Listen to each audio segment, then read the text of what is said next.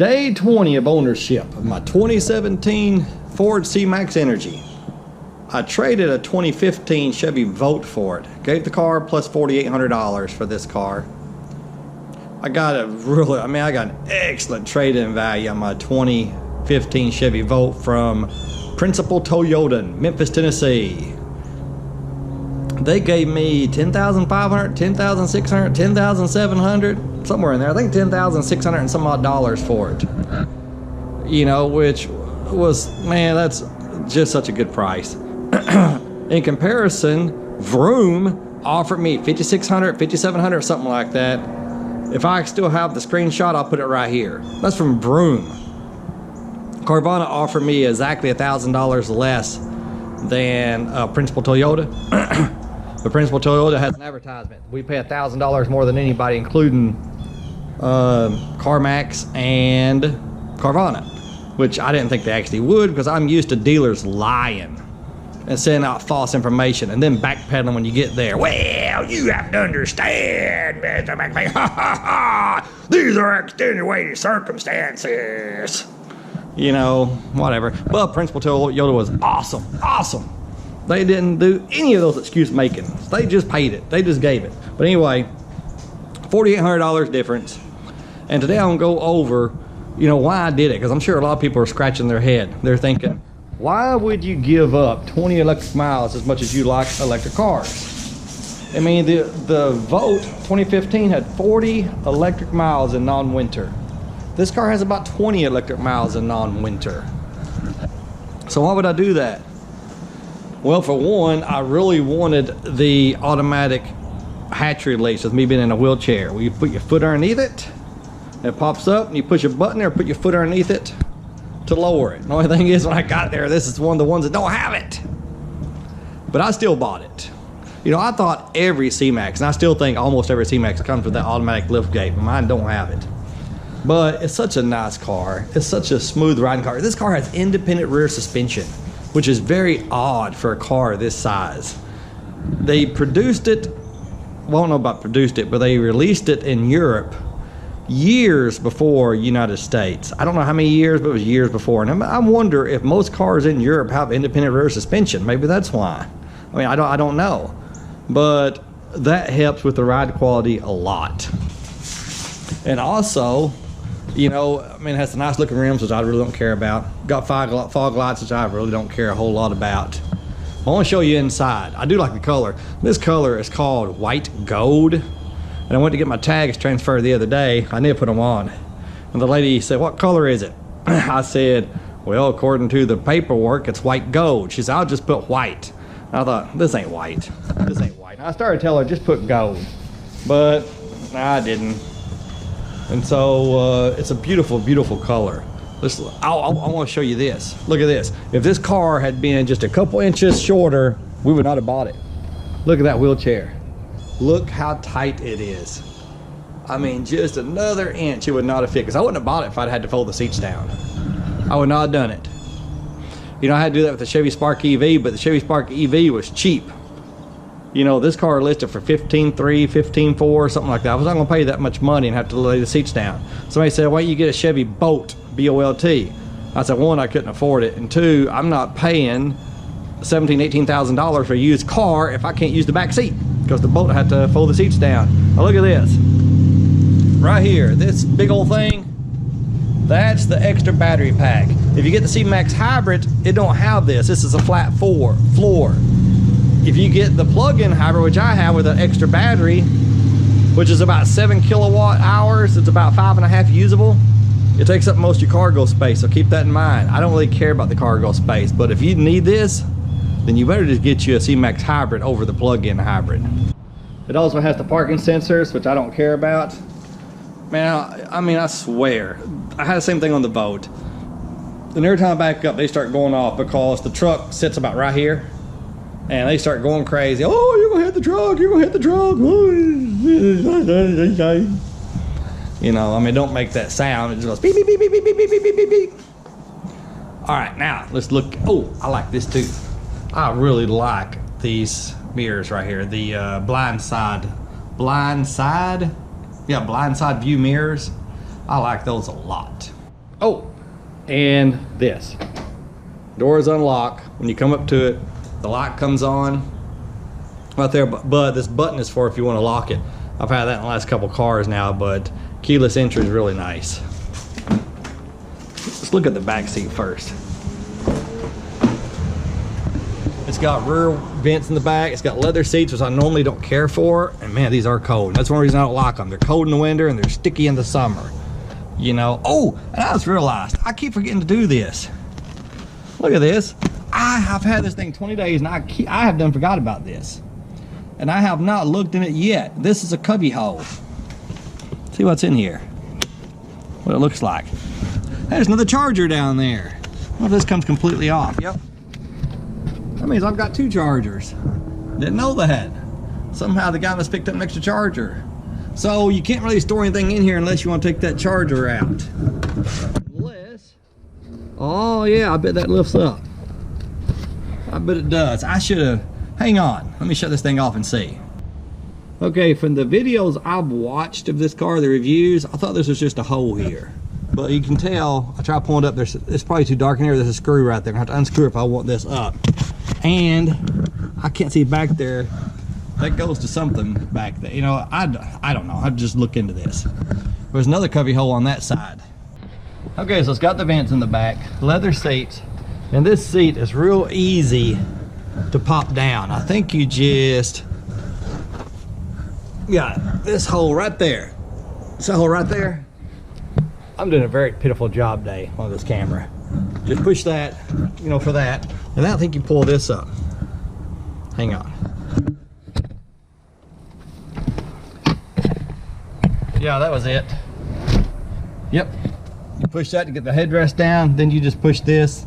And I thought it would pop down on its own, but it didn't, but it was real easy for me to pull it down. Now look here. Here's that battery pack I was talking about. I believe the regular hybrid, this is flat. That's a lot of space to give up. A lot of space. Oh my God. Whew. Dang. Okay. So if I can get this thing back up.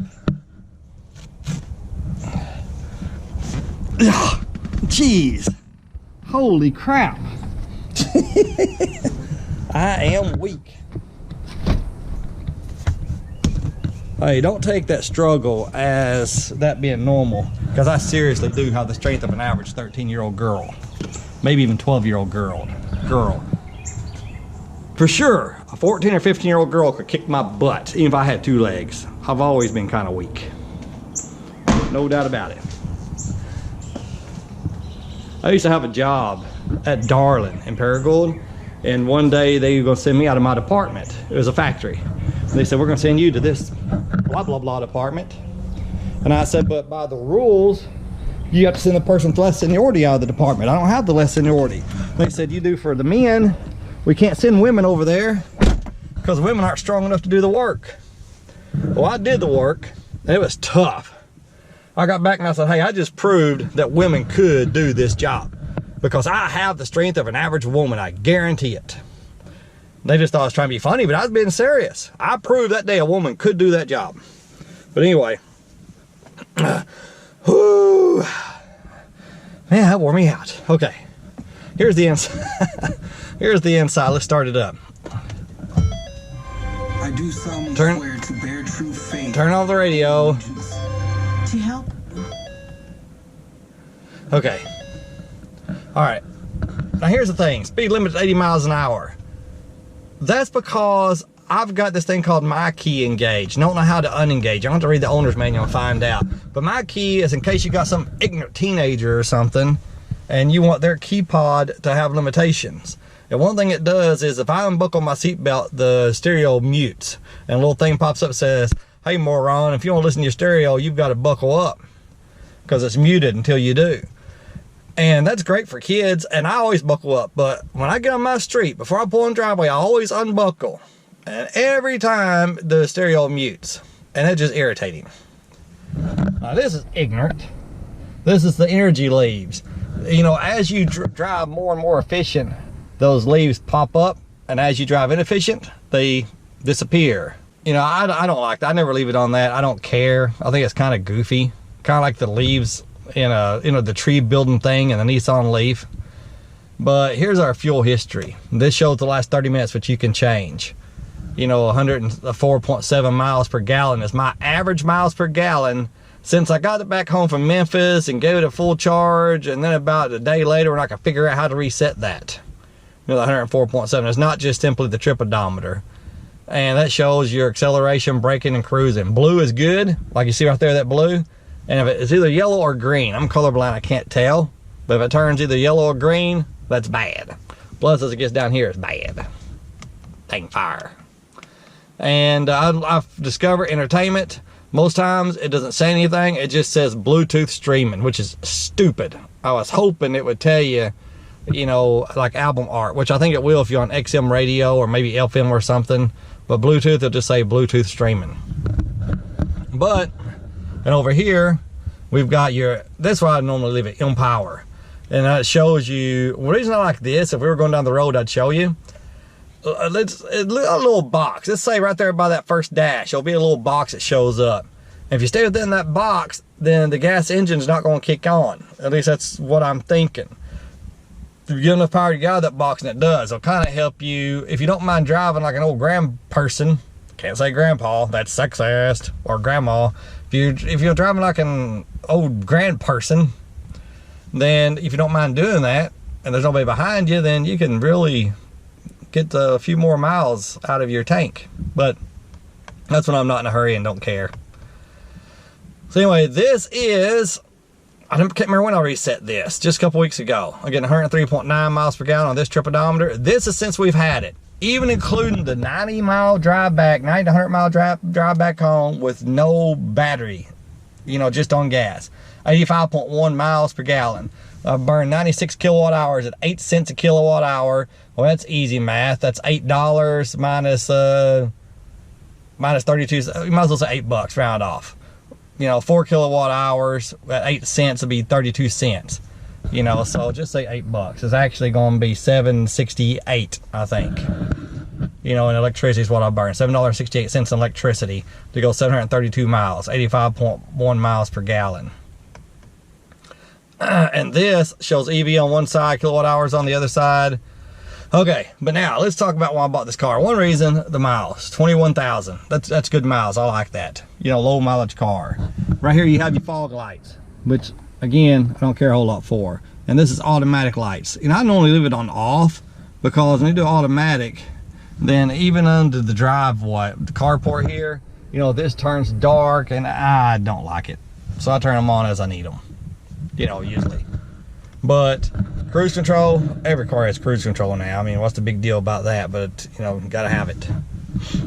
And voice command. And this voice command works really good. And you can do things like tell it to play even a certain song. It'll play that certain song if you have your Bluetooth.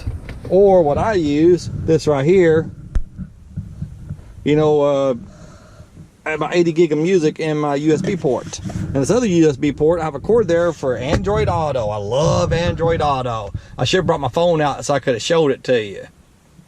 You know, but check this out. It's got heated seats. My Volt did not have it.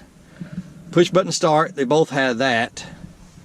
You know, and I wish they would quit doing this in electric cars. Now, the Ford C-Max Energi, I think it has more of a traditional transmission, but I could be wrong, so it may be necessary. In pure electrics, these are not necessary. I a whole lot rather have some type of push button or something to get rid of all this. But yeah, it's got heated seats, and it's also got 6-way power seats, which I said when I first got it, I didn't really care about that. But I kind of do like the idea you can make it go up and down a little bit to give yourself a little bit higher. So look out, we just went up, just went down. I don't know if you can tell.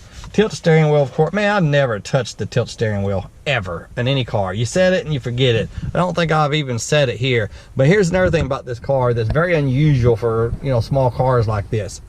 Soft touch materials. This is soft touch. This is soft touch. This is soft touch. You know, I mean, so many places that hard touch.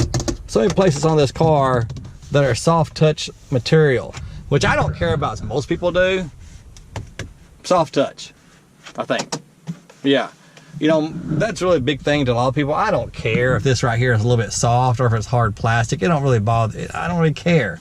but it is something to point out because it's so important to a lot of people. I do like for this to be soft touch. It's not as soft as this, but certainly not really hard plastic either. You know, like this is. The Vote was all plastic all day long. You know, and the stereo in this, it has 3, 4, 6, I think 9 speakers, and it sounds really good. It's not like a Bose quality system, but it is really good. The Vote stereo was just okay. Oh, and automatic wipers. Dang, I like that. You know, the other day I was driving in the rain for the first time, and I was going to put it on intermediate wipers. And I saw the A there and thought, I wonder if that's automatic.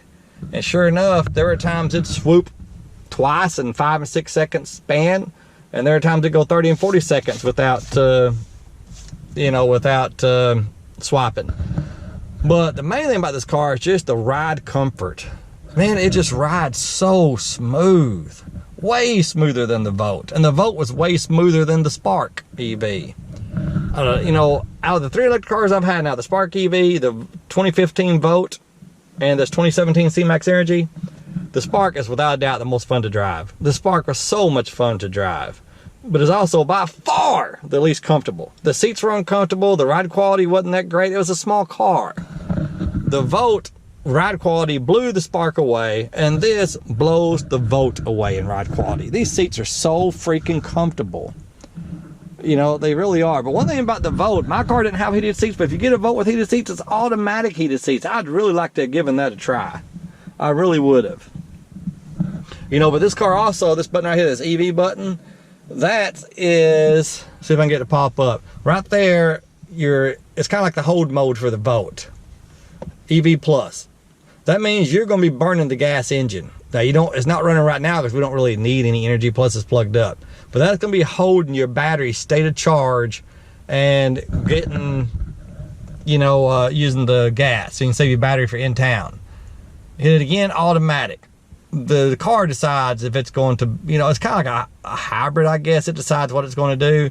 An EV, that's just pure EV. It's going to run that until the battery runs out. Here's another thing. See this 24 miles right here? I think we were promised 19 or 20 or 21 when it left the factory. But it says I can go 24 miles. The gas mileage on both of these is high 30s. You know, that second generation Boat, I think it's mid 40s. But, as a matter of fact, Ford got in trouble because when they released this car in 2014, they said something like 47 or 48 miles per gallon. It's not even close. It gets about 30. They later revised it. Instead of saying 47 or 48, okay, it's actually 39. As a matter of fact, I heard they had to write a bunch of checks to a bunch of people, probably a lawsuit, you know, for people who bought it in 2014, the first year it was available here, because of the misrepresentation on gas mileage. But it gets about, you know, 38, 39 miles per gallon once your battery runs out in normal conditions. Next, I'm going to talk about the app. Now, General Motors, Chevy, they're really dropping the ball on their app. They're really dropping the ball because to use your app on a General Motors product, you got to go through OnStar. And most people, a lot of people don't want to pay those huge OnStar fees just to look at their app and to be able to do things on the app. You know, my EV hating cousin, his GMC truck, OnStar called him and said, hey, we noticed you didn't subscribe after your free service. What's up? He said it's just too expensive. They asked if there's anything about OnStar he liked. He said, yeah, I love the app. So they offered to let him have the app portion of OnStar for something like $5 or $6 a month, which he pays. Ford, you ain't gonna pay nothing. It's free. And I'm not sure which is best, but I really like the OnStar app. I mean the Ford app. It seems to work really well. My wife took this to work one day, and I could look and tell where she was. I could tell when she was at work, and then on the way home, I could keep refreshing the page, and I could see that where she was, how close she was to home, so I would know when to put supper in the oven or whatever I was doing that night. You know, I needed to know where she was. I know when she's going to be here exactly instead of more or less. So I got supper ready for her. And you can also look and see how much gas you got, how much battery range you've got, and also you can look and see what you've done on your trips. You know, as far as miles per gallon, how many kilowatt hours you burned, so forth and so on. But I really, really like it. General Motors really needs to have an app that's independent of OnStar. You know, but they love OnStar for some reason. They must own the company or a portion of it or something. So General Motors need to get their own app, or they need to make the OnStar app free. You know, oh, here's another thing. Look at this big, huge windshield. This windshield is ginormous, ginormous. Oh, and I forgot a very important thing about the inside. Look at that back seat, how much room there is. The Volt had no room in the back seat. It was almost unusable. I hope y'all can see me, but look at this. Look at all this space. In the Volt, there was no space above my head. I could put a baby on my head right here. I could put a dog on my head. You know, not our dog. We have a 90-pound German Shepherd. I could put a puppy on my head for sure. Kitty cat, anything. Man, all this head, and I am 5'11", 5'11", and look at all this headroom. And just, man, this car is just so comfortable for a small car. It's not like a Mercedes probably, which I haven't ridden in a Mercedes since the 1980s, but it was pretty smooth. You know, it's probably not as smooth as a BMW. I've heard they're pretty smooth, but I'm telling you, it is without a doubt the smoothest small car I've ever been in, no doubt about it. And I think a smoother ride than most mid-size cars. Just my opinion. But all right, that's it. I'll be talking about Android Auto more later. I love Android Auto. You know, if nothing else, just for Google Maps, so I can see where I'm going. And, you know, and use it to help judge how far. Main thing I use Google Maps for is see how far I am from home, so I know whether to use the hold mode or not, whether to make the gas engine run or not. You know, I really like that. But, oh, and it's also got dual climate control. Dual climate control. I don't think the Volt, did the Volt have that? I can't remember. Ain't that something? Of course, I'm in the car 90% of the time by myself, so it don't matter. Dual climate control with the thermostat. You can set it on 70, 72, whatever. Okay, and I'm sure there's something really cool about this car I've forgotten to mention.